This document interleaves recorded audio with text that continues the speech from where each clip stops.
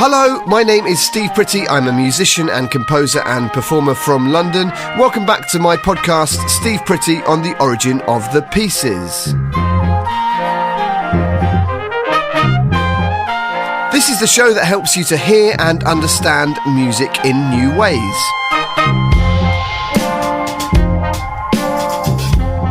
So if this is your first time listening to the show, thank you very much for tuning in and checking it out. If you're back after listening to the last few, thank you very much for coming back. Apologies for my voice today, everyone. I have the thing that everyone seems to have at this time of year, which is the sort of sore throat, cough, cold, flu-y thing. So apologies for that. The last episode we had some fantastic guests. We had 3 trombonists, if you remember, albeit some of whom were known less for their trombone playing than more for perhaps, being a commander of the International Space Station, which was the case, of course, for Chris Hadfield.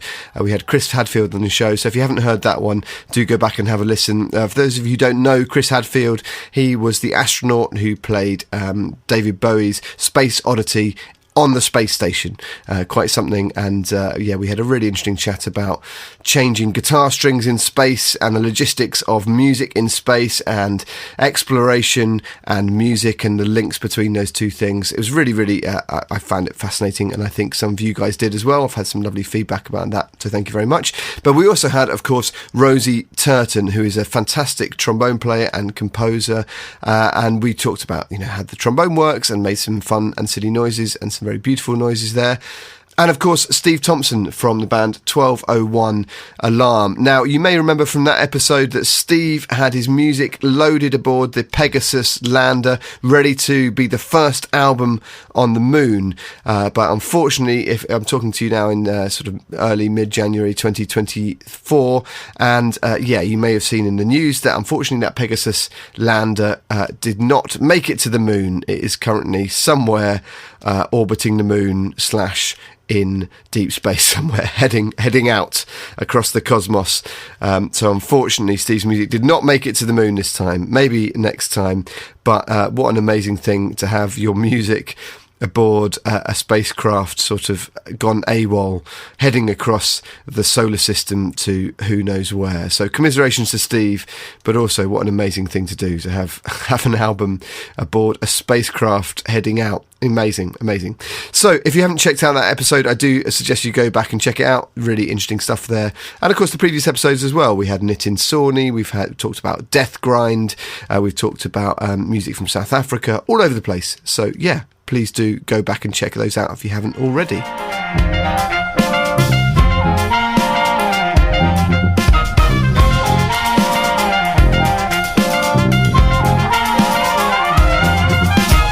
But coming up on this episode, after the last few episodes where we've had an amazing variety and number of guests, last episode we had 3 different guests. This episode we have 0 guests. It's been Christmas and New Year, so obviously people have been busy, including myself. But also, to be honest, I kind of wanted to just refocus at the beginning of the year. So you have my slightly tired and hoarse and coldy voice talking to you in this episode about UK hardcore. You may remember that that was the genre tombola thing that was chosen for me a few weeks back. For those of you who are new, every episode I look at a completely different genre of music as chosen for me by a random list picker on the internet, and this episode I'm looking at UK hardcore, so more of that to come. We talk about samplers and synthesizers, and I make a kind of hardcore electronic version of the theme tune for this show, so stay tuned for that. But first, I wanted to talk about something that I actually did a couple of months ago and have been meaning to talk about on the show for a little while. But of course, we've been pretty busy with other stuff. What it was that a couple of months ago, I went with my daughter's school to the Barbican in London, Barbican Centre, to listen to the LSO, the London Symphony Orchestra, playing. They did a special concert, especially for primary school kids. My daughter's 7, and her class went, and I was asked to go along as a musician, and I thought, yeah, what better way of spending a morning? And it was really, really enjoyable event. You might find me on this show sometimes kind of giving the classical music establishment a bit of a hard time, because I do think there's a lot that it could do better to be more inclusive, to be more welcoming, to be less prescriptive, and that's something, you know, we'll keep coming back to as the show rolls on, no doubt. But I also think it's really important to celebrate good things when they happen, and certainly plenty of good things do happen, and this was definitely one of them. So the LSO, one of the great orchestras in the world, of course, wonderful orchestra, and they put on this concert that was based partly around the kids' book Dogs Don't Do Ballet. So there's a kind of loose theme around that. There was a brilliant presenter, and they did some music that was based around that book, but also lots of interesting orchestral excerpts, and it was just really, really beautifully done, and I found it quite moving, really, being there with all these kids. I was there, as I say, with my daughter's school, so probably about 50 kids in that year, 50-60 kids. But then the Barbican was practically full, and this is Barbican Hall, so around 1,600 seats in that room. And so it was really quite special to be there with all of these kids listening to a full orchestra. And for many of them, it will be the first time, not only that they've heard a full orchestra playing, but the first time maybe that they've heard any substantial live music at all, beyond maybe a busker playing on the tube or something. So it's really quite an amazing thing to hear an orchestra, a top-notch orchestra especially, in full flight. And so to have that experience at that age, the age of about 6, 7, 8, that kind of age, it's incredibly powerful and very formative. And I know this because pretty much exactly that experience happened to me. When I was a little bit older than my daughter, I got to meet a couple of musicians from the LSO who came to my primary school, and then we went I think the whole year then went to a concert also at the Barbican Centre, and I remember I think we all had to sing or played recorder or something. There's a picture of me in the local paper with this French horn player and violinist from the LSO, looking very gormless with a very, very sort of early 90s haircut, amazing bowl cut. I remember it really vividly, just this enormous orchestra. When you're that kind of age, you're in this huge concert hall. It's really quite overwhelming, this massive, what feels at the time like an enormous concert hall, and what feels like hundreds of musicians on stage. It's probably only, in inverted commas, 60, 70, maybe 80. There's still a lot of musicians to experience playing live, playing together, playing difficult, interesting, complicated, beautiful music. And yeah, it's an experience that really stayed with me, and I think that will stay with my daughter as well and her friends. Of course, needless to say, they were completely rapt throughout, very, very excited and very engaged all the way through the concert. Of course, you talk to them afterwards and say, oh yeah, what do you think of that? How was that? Yeah, it was all right.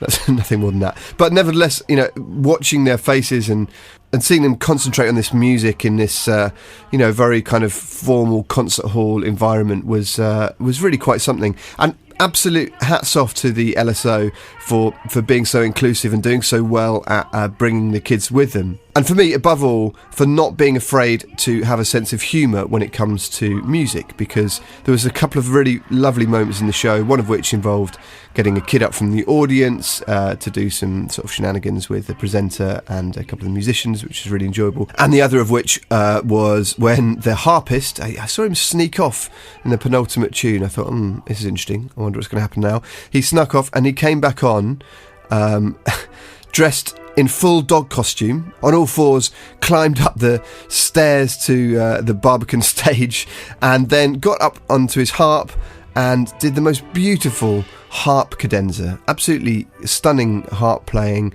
but dressed fully head to toe as a dog, having crawled onto stage, which I thought, fair play. You're playing one of the world's great orchestras and you're prepared to put on a dog costume and crawl onto stage in order to help engage young people and kids in what you're doing. This is not to say, by the way, that I think music should always rely on gimmicks to pull people in, but we're talking about young primary school kids. This might be their first experience of music, probably almost certainly their first experience of classical music for many of them. And so I think humour is fine. The concert was really beautifully done, very well played, very well presented, but I think just using a little bit of humour, using a little bit of a light touch, can really, really help get kids on board. I think in a way there's maybe something that we can learn from that as musicians playing to adults as well. I'm not saying we should dress as dogs. And as you will find out, I think next episode, I have worn some very strange things and not worn some things for various concerts over the years. I'm going to be talking about that a bit next week.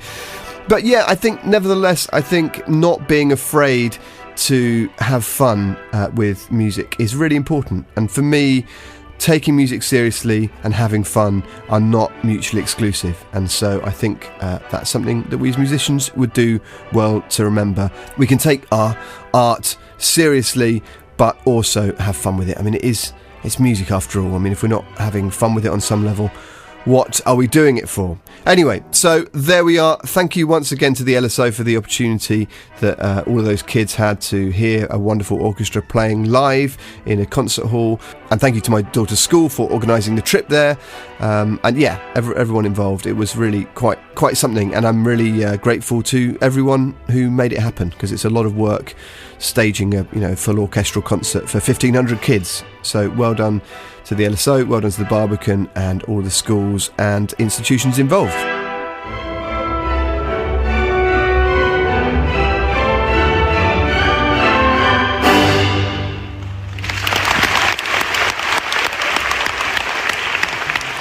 Well, from the glamour and beauty of the concert hall to my shed. I'm in my studio shed today, and I'm going to be talking you through UK hardcore, the genre that was chosen for me by the genre Tombola a few weeks ago. So I'm going to I've got a load of gear set up, and I'm going to cut now to a little chat that I had into this microphone a little while ago, talking through the different aspects of UK hardcore. So here we go. Here's me in the shed a few hours back. What are the characteristic elements of UK hardcore? So I'm going to sort of do this in a slightly different way than I've done before. Been listening to a lot of UK hardcore in the last few weeks, and this I'm going to kind of explore different aspects of it, combine the genre tombola aspects, in other words, exploring that genre with a bit of the music theory section. If you're new to the show, I do this genre tombola, which is where I explore a completely different and randomly chosen genre every episode. But also I sometimes do a section called music theory, which is a way of kind of breaking down some of the more technical aspects of music and hopefully making them a bit more accessible for people without any background in music theory. Now, today, the music theory is going to be very different from usual, because in the past, sometimes we've touched on things like scales, on things like rhythms, something called modes we did with Nitin Sawhney a few weeks ago. But today we're going to take a completely different approach, because my understanding of UK hardcore and that whole scene around the kind of early rave scene in the early 90s is that a lot of those musicians were not really trained in music theory. I mean, not at all in a lot of cases, I think. But it's a completely different approach. And again, it kind of vindicates what I've been saying all along with this show, which is that there are practically infinite approaches to how you can make music and even conceive of music, and of course with this style of music, it's all made these days on computers. So I've got a computer in front of me and lots of other things, but back in the day it was mainly made, I think I'm right in saying, on pieces of audio hardware. So what does that mean? That means things like samplers and synthesizers and that kind of thing. Believe it or not, in the early days of electronic music, there were computers involved, but they were called Ataris. The Atari ST was a really important machine in all of this, and also the Amiga, for anyone old enough to remember the Atari or the Amiga. These were kind of beige keyboard-looking machines, about a sort of a foot deep, I suppose, and and the width of a keyboard, and they connected up to primitive computer monitors, and you would have to kind of do everything by keyboard, and occasionally, as things got fancier, maybe a mouse could be just about starting to get involved, but almost everything was done by computer keyboard, rarely musical keyboard, although they were involved in synthesizers and things, of course. But it's just a completely different approach to making music, and I think that's it really brings out what I've been saying all along in this show, which is that taking a completely different approach to making music is no less creative than sitting down with a score and a pen and writing it out by hand, or these days playing the piano beautifully into a computer and that translating into like a big orchestral score or something. And so I think what I'm going to do today, is use some of the similar equipment that they would have used then. I'm not going to do everything on an Atari ST. A, because I don't have one. B, because I don't want to learn how to do that on an Atari ST when there's no need these days. But I've got a few things here, and so as we go through, I'm just going to break down some of the things that I'm using and explain very briefly how they work and why they're important to this genre and associated genres. I'm going to get a lot wrong, as ever, especially as this episode I don't have a guest to bounce things off, so I'm going to be working. If I say something that's wrong, please do let me know. Drop me a line at Steve Pretty on social media, and we can talk about it next time. I don't profess to be an expert. I've been exploring this stuff myself. I know a little bit about this scene, but not really very much at all. So I've been kind of trying to learn as much as I can the last couple of weeks. I think it's probably fair to say that we should start with the sampler, because the sampler is what's really, really key to UK hardcore music. And another way of thinking about UK hardcore music, I think, again, could be wrong, but as far as I'm aware, is it's called happy hardcore, right? So that's one version of UK hardcore, which tends to have kind of slightly hookier, more upbeat sounds than some of the darker kind of the hardcore music that can be made. So that we're probably mainly going to be working in that kind of area today, and I'm going to be using some samples. Now, what is a sample? A sample is a recording that has been made of, it can be anything. It can be, in the early days, it was often vinyl records. So DJs, producers would take vinyl records, they'd plug their turntables into their sampler. So around me, I have a few pieces of what's called rack equipment, which is sort of bolted into these big cases. And these samplers would sort of sit there, these big beige samplers, and they would have, in the 90s, they would use floppy disks. Right, these little floppy disks,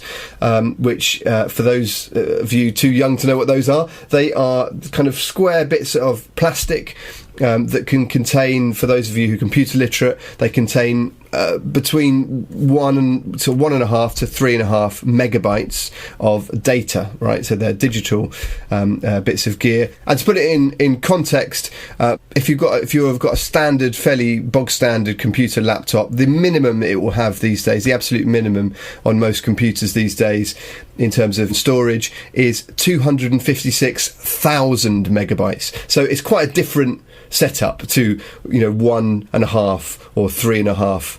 I think I'm right in saying 3.5 megabytes on these square floppy disks. So they would go into these samplers, and DJs and producers would then sample, so record music from, say, a vinyl, from their vinyl collection, a record, and they were listening really carefully to their record collection. They would think, I really like that drum loop there. I really, really like that. I'm going to use that as the basis of this tune. And we haven't got time today to go into these kind of ethics of sampling. It's quite, it can be quite controversial when you're obviously using people's music that's already been created, but then doing new creative things with it. We'll try and deal with that in another episode, because it's a really interesting area, actually. But they would record these little samples, and then from that point on, they would mess around with them. So let's hear a sample, right? So this, for example, is a little sample that I found.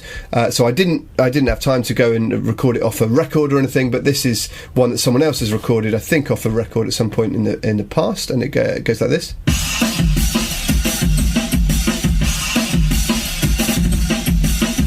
So that is a sample that has already been manipulated by someone else, right? It's a recording of some drums that someone has chopped up and then re-chopped into that drum loop. So let's just hear that again.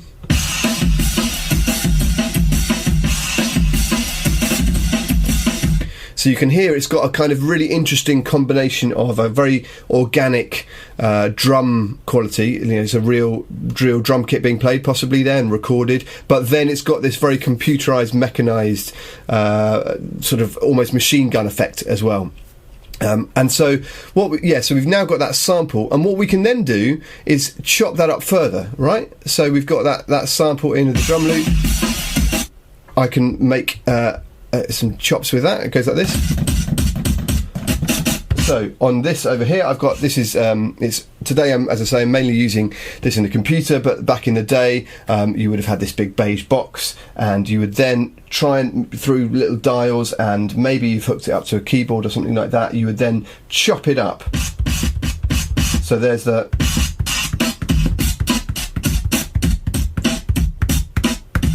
Right, so that's the sort of chopped up sample. Right, and then you put that all together, and it sounds pretty much like the original. So here's the original, and here is the resample version, the chopped up. So it's the same, but I can then manipulate that.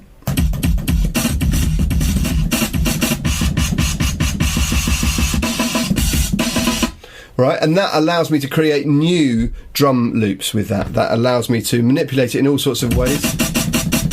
I can do things like this. I can get them to repeat, so I can get the... and then, of course, the classic dance music thing, which is so overused it's become almost a cliche.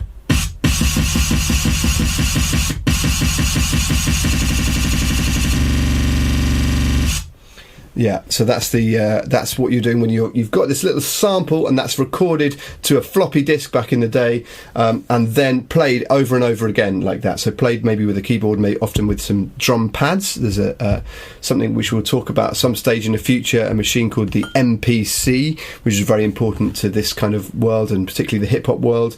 But the company called Akai, who make these bits of gear. And these days, this sort of stuff is incredibly ubiquitous. But back in the day, this was quite a technical, involved process. Again, maybe these people don't read music, but they are masters of this sound, this manipulating sounds in different ways. So, there we go. That is a drum sample. Now, of course, that's with drums, but you can also do that with a more of a melodic thing, right? And so that's what you find in my listening to UK hardcore and happy hardcore over the past few weeks. What I'm finding is there's a lot of really unusual samples from really odd places. A lot of the kind of early Prodigy stuff is created with some really strange samples, some samples of I don't know if it's kids TV or if it's the strange unusual records, or maybe records made for kids to listen to, but there's some really weird and wonderful sounds there. Now today, for that kind of more melodic type material, I'm going to be using very self-indulgently, I'm going to be using the theme tune and the intro to this show. So this is how the beginning of the last episode sounds by itself. It's the theme. And then it's me. Hello, my name is Steve Pretty. Yes, it is. I'm a musician, composer and performer. So, that is what I have sampled, right? And again, today I'm using the computer to do this, but back in the day I would have played that from... I would have played that maybe off a radio, plugged that into my sampler, and sampled that little snippet of audio. So then what I can do is then manipulate that recording, that sample, in all sorts of ways. So the minute I start manipulating this, you'll hear there's different ways that it can change. And one of those ways, and certainly the way that would have happened a lot back in the day, would be that the pitch of it changes as you speed up and slow down the sample. The pitch changes. These days, that the pitch and time are not as related as they were then. But here you can hear, as I've manipulated it and tried to correct the timing a little bit so that it's going to be useful for the track. The pitch also changes. So let's have a listen. You can hear the pitch moving.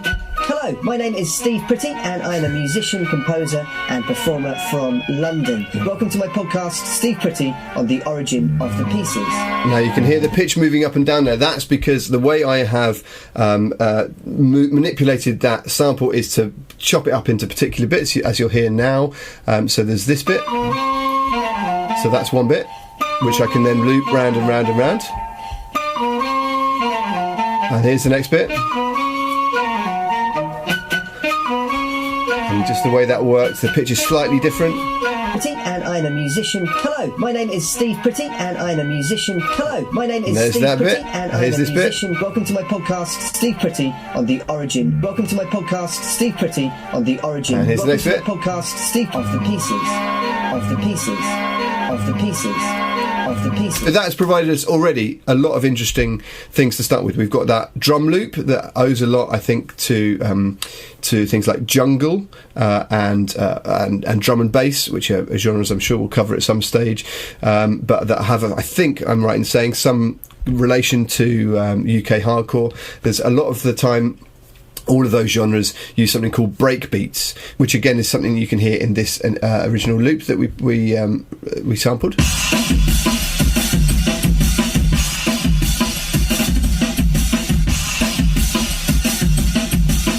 So you can hear there's that's a fairly typical breakbeat. The kind of absolutely stereotypical breakbeat is one called the Amen break, which sounds like this.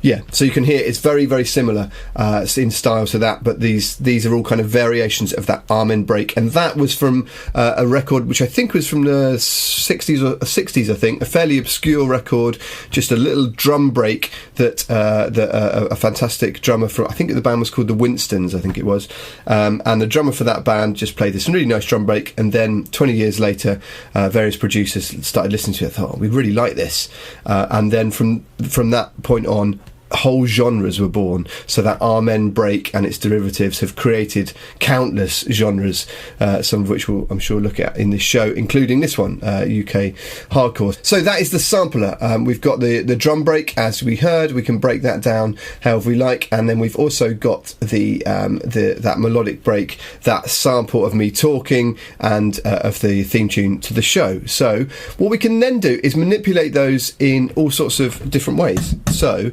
if we just play the sample by itself, so that's that drum break. Okay, there's that drum break. What we can start doing is kind of what's called glitching that up, so just altering that, changing that around. And again, these days that's relatively easy to do. Back in the day, that would have required a lot of programming, a lot of typing, and maybe, you know, clicking and fiddling with dials on bits of obscure equipment. But these days we can sort of chop and change that in quite clever ways using computers. So it sounds like this. Here's the break. There we are. And now I can do this.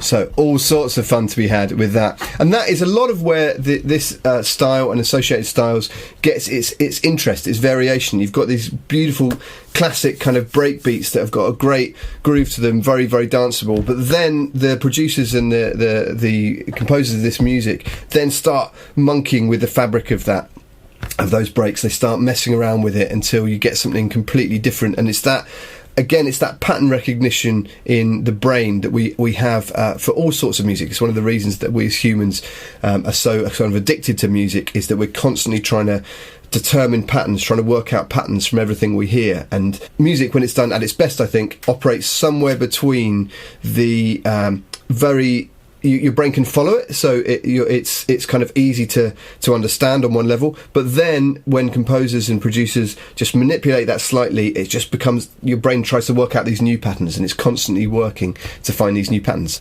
We can also do that with the theme tune sample. So if we go back to this, we just listen to this.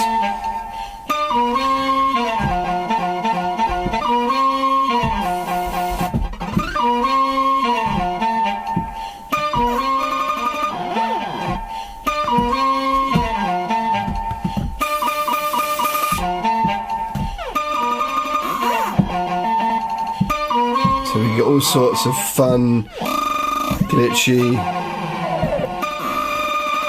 effects going on here.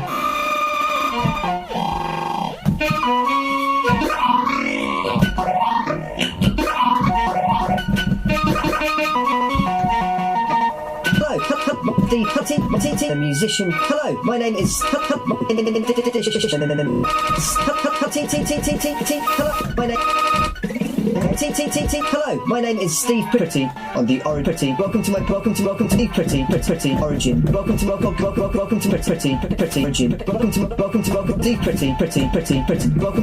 to Steve Pretty on Pretty of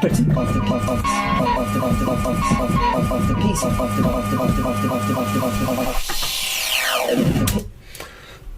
All sorts of fun there too. So we've got the sampler controlling that loop of the drums, and also the little chopped up loops I've made there of the Origin of the Pieces theme. But I've also chopped up that Origin of the Pieces theme into even smaller chunks. We call them slices, right? So you can hear them. You can hear them there, and I can manipulate those. I can change how long they are. My name is Steve. My name is Steve. My name is Steve Pretty. Or I can go right down. My name is Steve. And as they get smaller, they become just a noise, basically.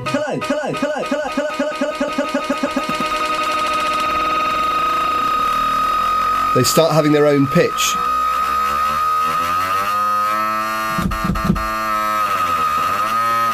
Because those loops go round at a rate, what's called an audio rate. In other words, it repeats so quickly that it becomes pitched. It becomes a pitched noise.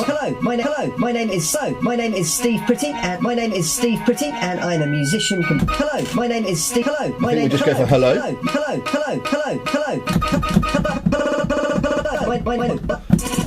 And what we can then do is turn these. Let's turn some of these into Steve.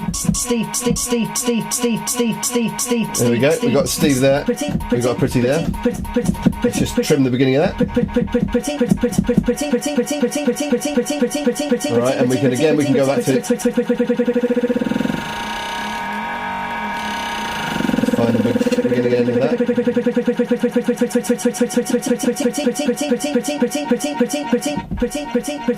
There we go.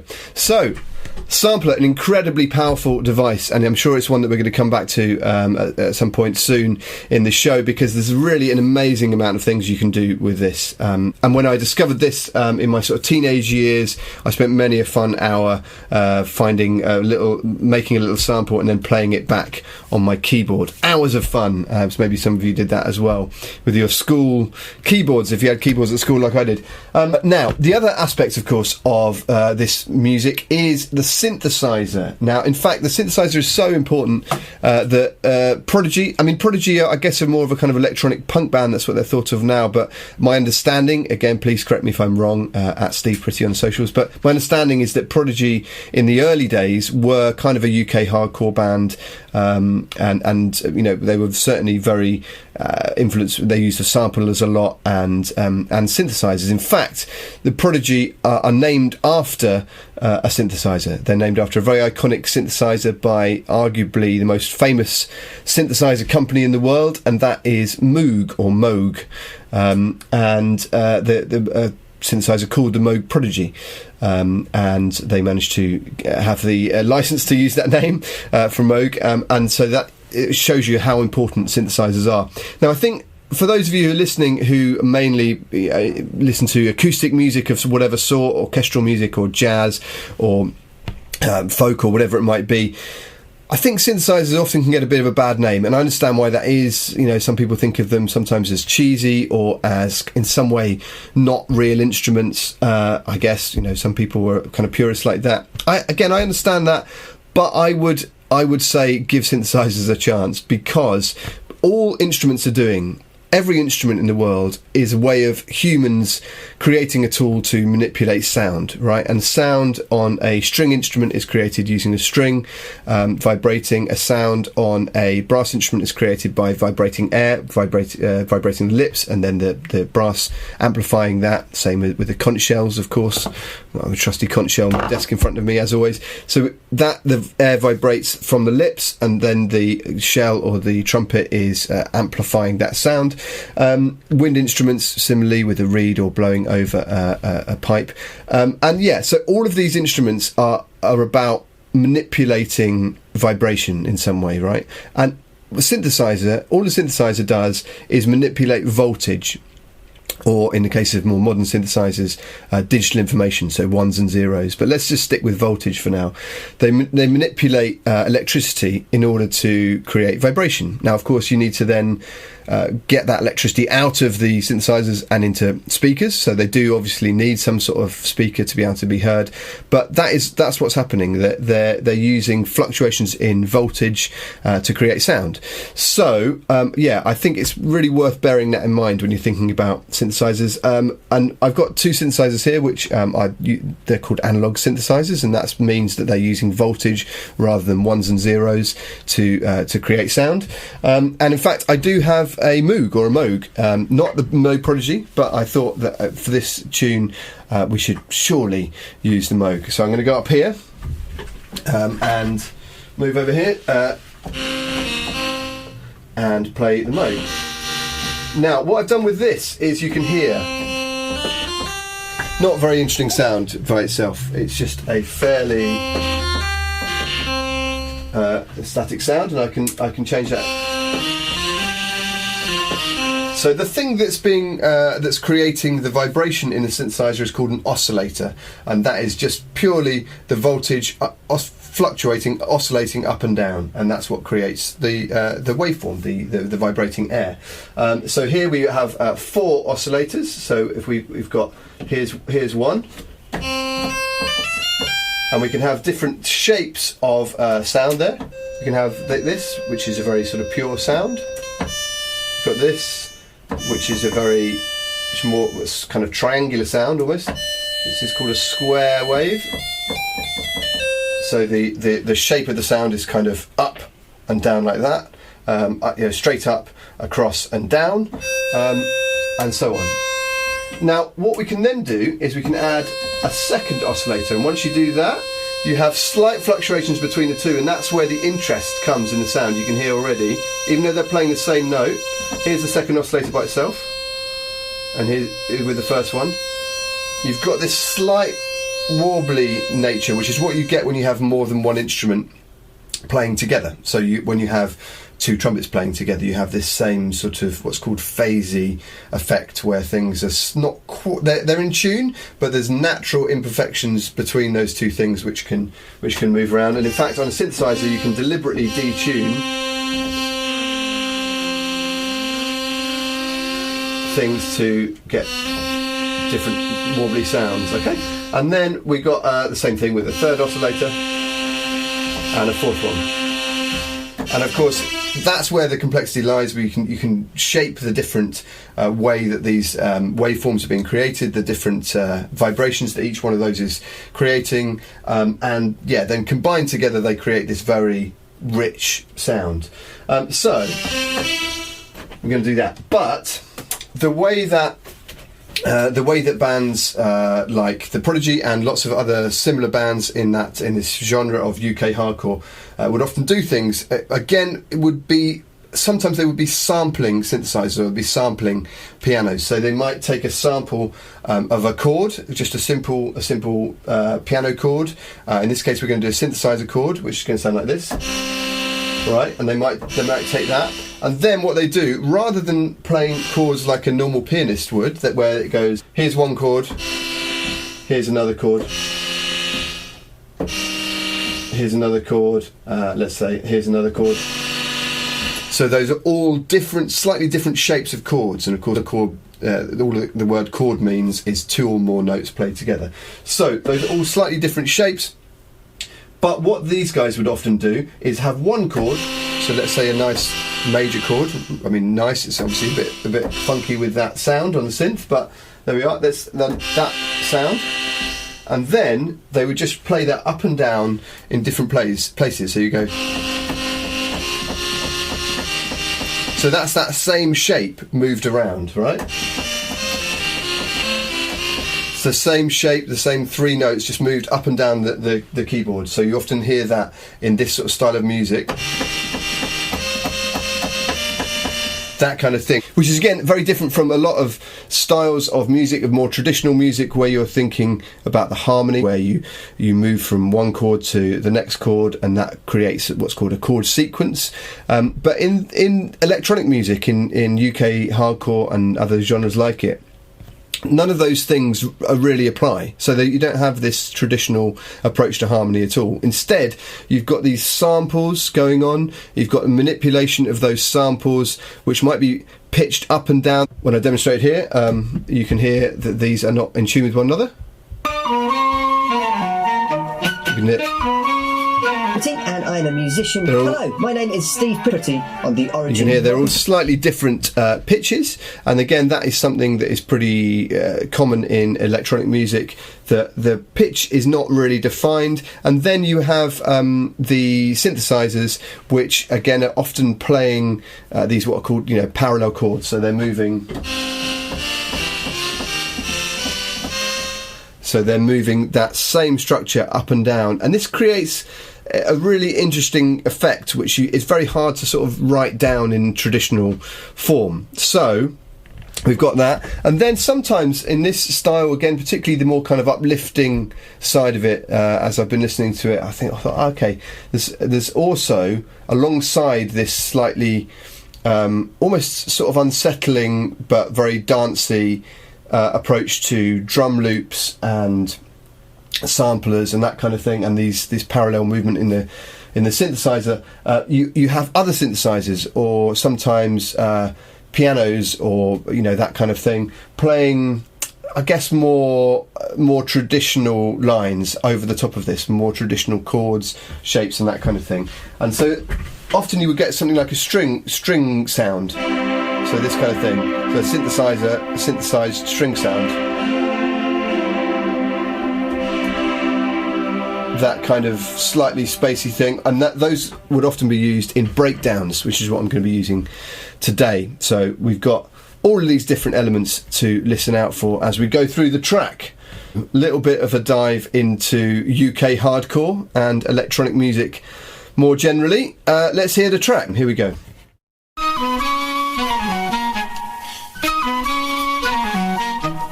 Welcome to my podcast, Steve Pretty on the Origin of the Pieces.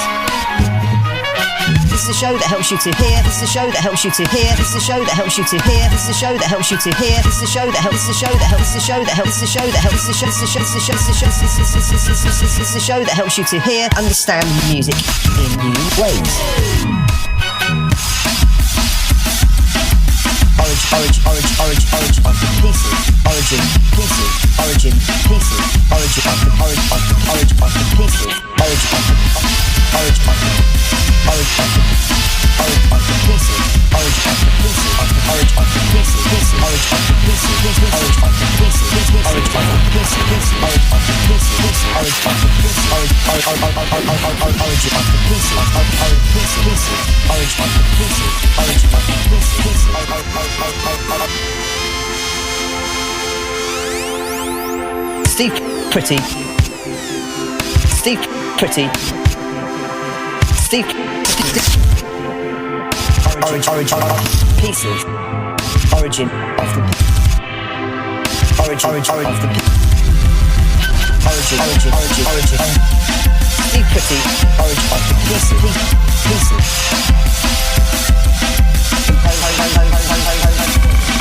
Composer and performer. Composer and performer.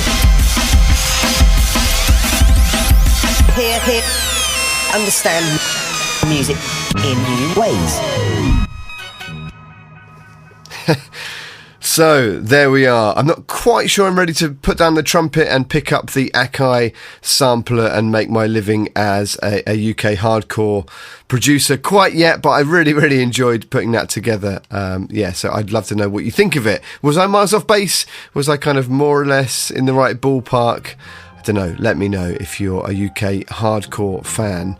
But of course, since we're at the end of that bit of the genre tombola, it is time to choose the next episode's focus. So here we go. Putting that list of about 1,300 genres on Wikipedia into the random list picker.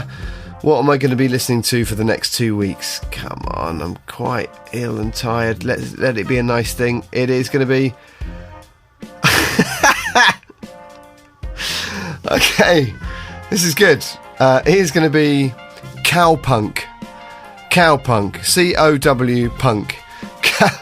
Which is, what a better way to start 2024 than spending 2 weeks listening to cowpunk. Oh, that's really tickled me. Okay, so I'm going to be listening to cowpunk and taking a look and listen to what on earth is going on with that and how you combine those two words. It doesn't seem like an obvious combination. Meanwhile, the Wiltons show that I've been talking about for the last few weeks is happening between this episode and the next one, so I really urge you to get your tickets. There's a few left. It's the 20th of January at Wilton's Music Hall in London. It's going to be really special. I have had some fantastic meetings and chats with the choir, who are going to be absolutely sensational. I'm really excited about having them on board, but also Hackney Colliery Band, and doing some new material from our forthcoming record, and some older stuff as well, reworking it with a little quartet of us, just a few of us, and of course Valerio on harp and Chris Lintott, the astronomer. We're going to be talking about space and music a bit more, so if you enjoyed the previous episode, then you're going to like that bit of the show. And either way, there's a lot of fun stuff lined up. A reminder once again, there's going to be lots of Patreon stuff happening over the coming months. I've been a bit quiet on that front recently, but as the year gets going, I'm really going to be putting a lot of interesting stuff, behind the scenes stuff and extra content, songs to download, all sorts of stuff on my Patreon. So do sign up for that. If you go to originofthepieces.com, or if you search for Origin of the Pieces on Patreon, you'll find me. It's $5 a month US, or the equivalent in pounds, and for that you get all sorts of fun stuff, but mainly you get to support this independent podcast. There's a lot of very ambitious and exciting stuff coming up for the year, so all of those contributions really, really help me to make this the best that it can be. Right, plugs over. I'm going to go and start my 2-week listening binge of cowpunk, and I will see you in a couple of weeks' time. We're back here as always in 2 weeks' time, so that's going to be the 25th of January, Burns Night, of course, although I'm not sure we're going to be talking about that. We're going to be talking about the Naked gig and the Wiltons gig that I have between now and then. Yeah, that's right, I'm doing a Naked gig, but I will reveal more next time. In fact, reveal all next time, it turns out. So meanwhile, thanks once again for listening. Thank you to, of course, Angelique Kidjo, Hackney Colliery Band, and the Roundhouse Choir, who are now the Filament Choir, who you can hear at Wilton's on the 20th of January for the theme song. And once again, thank you to the LSO and my daughter's school and everyone involved for putting on that fantastic concert at the Barbican. Meanwhile, stay musically curious, and I will see you next time. Bye.